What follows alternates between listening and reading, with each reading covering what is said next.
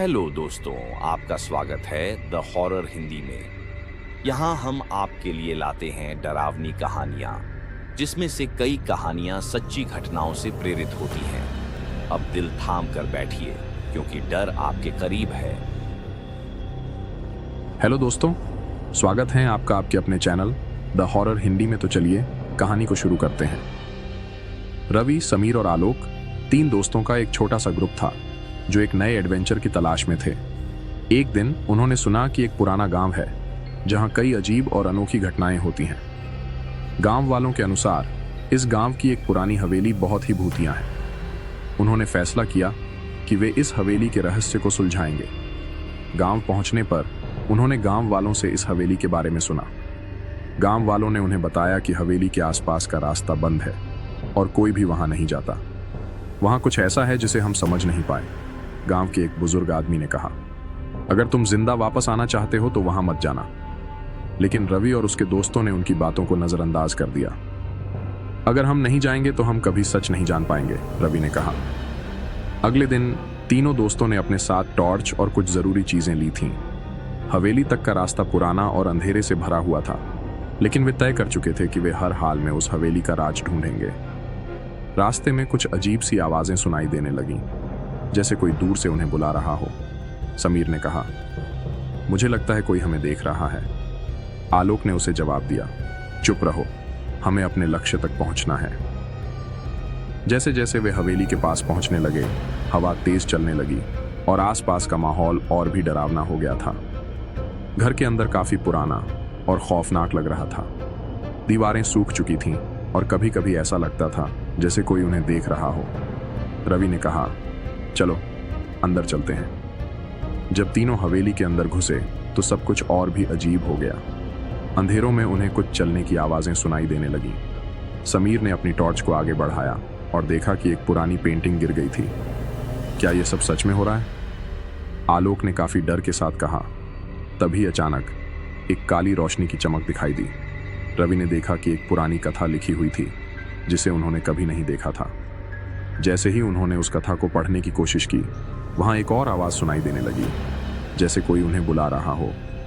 सभी ने अपनी पूरी ताकत से संभालने की कोशिश की, लेकिन उनका चेहरा सफेद पड़ गया था। रवि, समीर और आलोक ने तय किया कि वे हवेली के अंदर और ज्यादा गहराई से जाएंगे। उन्होंने देखा कि एक पुराना कमरा था जहां किसी का खौफनाक चेहरा था। रवि ने कहा, यह सब हमारी आंखों का धोखा हो सकता है, लेकिन मुझे लगता है हमें इस राज को पूरी तरह से सुलझाना होगा। जब वे वहां पहुंचे तो उन्होंने देखा कि एक पुराना दरवाजा था जो बंद था। रवि ने वह दरवाजा खोला और अंदर जाने पर कुछ पुरानी तस्वीरें और रोशनी से भरा एक कमरा दिखा। जैसे ही वे अंदर गए, पुरानी घंटी की आवाज सुनाई देने लगी। सभी ने एक दूसरे को देखा और कहा, यह कुछ और ही है। रात बढ़ने लगी और हवेली में कुछ और अजीब घटनाएं होने लगी। एक पुरानी घंटी की आवाज, कभी कभी घूमते हुए रोशनी का दिखना और एक पुराना झरोखा जो खुद ब खुद खुल जाता था। क्या यह हवेली सच में भूतिया थी? क्या कोई और रहस्य छुपा था? तीनों दोस्त एक दूसरे को देखे और जान गए कि अब उन्हें कुछ और पता चलेगा, लेकिन क्या यह उनके लिए खतरनाक होगा? तीनों दोस्तों को लग रहा था कि हवेली में कुछ गहरा राज है। उन्होंने तय किया कि वे रात को पूरी हवेली का दौरा करेंगे और उस राज को सुलझाएंगे, लेकिन उन्हें पता था कि इस रात को वे कभी नहीं भूलेंगे। यह सिर्फ शुरुआत थी। हवेली का असली राज अब सामने आने वाला था। रात का समय गहरा हो चुका था और हवेली में सन्नाटा था, सिवाय उन अजीब आवाजों के जो कभी कभी सुनाई देती थीं।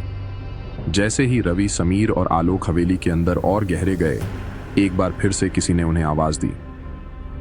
यह आवाज बहुत हल्की और अस्पष्ट थी, जैसे कोई उनकी मदद के लिए पुकार रहा हो। क्या यह आवाज सच में हमारे पास आ रही है? आलोक ने डर के साथ पूछा। लगता है जैसे कोई हमें अंदर बुला रहा है। तीनों दोस्तों ने एकजुट होकर उस आवाज की दिशा में कदम बढ़ाए। वे एक बड़े और पुराने दरवाजे तक पहुंचे जो खुद ब खुद बंद हो चुका था। रवि ने दरवाजा खोलने की कोशिश की, लेकिन दरवाजा जैसे चिपक गया था। यह दरवाजा तो अजीब सा है, समीर ने कहा। क्या ऐसा लगता है कि यह दरवाजा किसी को अंदर जाने से रोकने के लिए जकड़ा गया है? आलोक ने हिम्मत दिखाई और एक बार फिर से दरवाजे को खींचने की कोशिश की और अचानक दरवाजा खुल गया। अंदर जाने पर एक और अंधेरा कमरा दिखा, जिसमें कई पुराने संदूक और किताबें पड़ी हुई थीं। यहां कुछ और राज छिपे हुए हैं, रवि ने कहा। कमरे में घुसते ही तीनों दोस्तों ने देखा कि चारों ओर पुरानी किताबें बिखरी पड़ी थीं, जिनमें से कुछ तो बिल्कुल सफेद और बेजान हो चुकी थीं।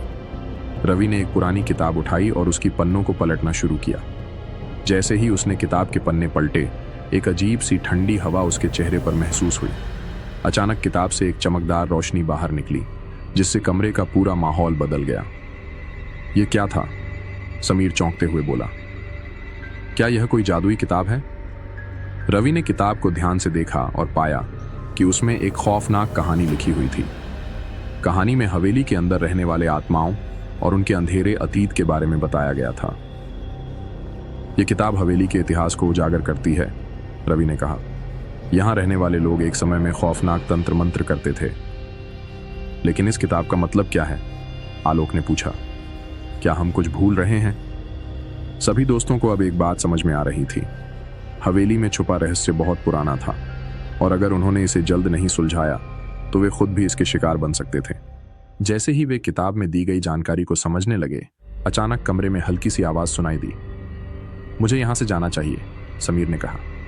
लेकिन जैसे ही उन्होंने बाहर जाने का सोचा, कमरे का दरवाजा अपने आप बंद हो गया।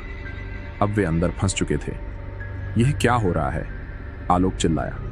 हम फंस गए हैं। कभी कभी कमरे में दीवारों से कुछ अस्पष्ट परछाइयां गुजर रही थीं।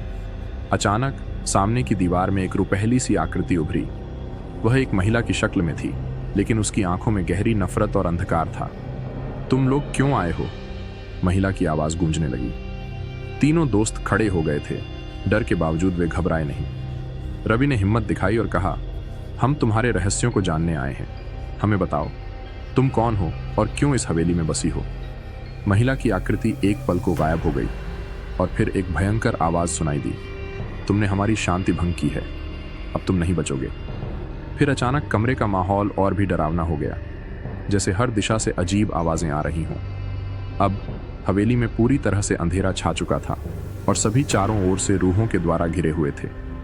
कमरे में एक अजीब सी ताजगी और ठंडक थी। अचानक समीर ने कहा, हमें यहां से निकलना होगा, नहीं तो हम भी इन भूतों का हिस्सा बन जाएंगे। रवि ने अपनी हिम्मत दिखाई और कहा, हम पीछे नहीं हट सकते। अगर हमें बाहर निकलना है तो हमें इस रूहानी बल का सामना करना होगा। आलोक ने एक पुरानी मूर्ति की ओर इशारा किया, जो हवेली के एक कोने में रखी थी। यह मूर्ति कुछ अलग लग रही है। क्या अगर यह हमें इसका समाधान दे सकती है? तीनों ने मूर्ति के पास जाकर उसे उठाया और तभी उन सभी को एक भयंकर एहसास हुआ। मूर्ति से एक तेज ध्वनि निकली और अचानक कमरे का वातावरण बदल गया। एक अजीब सी शक्ति ने उन्हें घेर लिया और उन्होंने महसूस किया कि वे किसी और दुनिया में प्रवेश कर चुके थे। अब वे एक ऐसे स्थान पर थे जहां समय और जगह का कोई मतलब नहीं था। सब कुछ अस्पष्ट और धुंधला था। यह क्या है? समीर ने कहा। क्या हम किसी दूसरे आयाम में आ गए हैं? रवि ने उत्तर दिया, नहीं, हम किसी रूहानी जाल में फंसे हुए हैं। हवेली का पूरा रहस्य अब सामने आ चुका है। अगर हमें बचना है तो हमें यह जाल तोड़ना होगा। उन्होंने पाया कि हवेली की आत्माएं उनके सामने आकर उनकी मदद नहीं करना चाहती थीं। लेकिन अब उन सभी को एक बात समझ में आ रही थी। यदि उन्होंने रूहों से संघर्ष किया तो उन्हें उनके असली इरादे और जीवन के बारे में कुछ महत्वपूर्ण सच्चाई का पता चलेगा। कहानी अब एक बड़े मोड़ पर पहुंचने वाली थी।